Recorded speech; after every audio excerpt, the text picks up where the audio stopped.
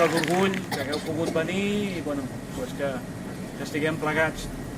Molt ràpidament, vosaltres ja sabeu que jo no sóc independentista. Ho he explicat a tort i a dret, però que donaria la meva vida, us ho puc assegurar, per companys i per companyes, que en aquesta nit no corren.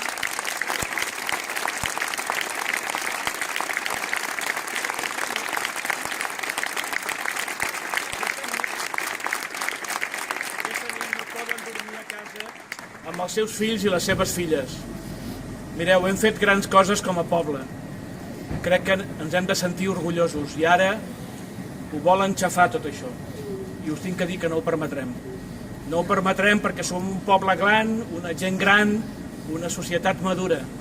I al final la llibertat que nosaltres tant hem desitjat acabarà guanyant.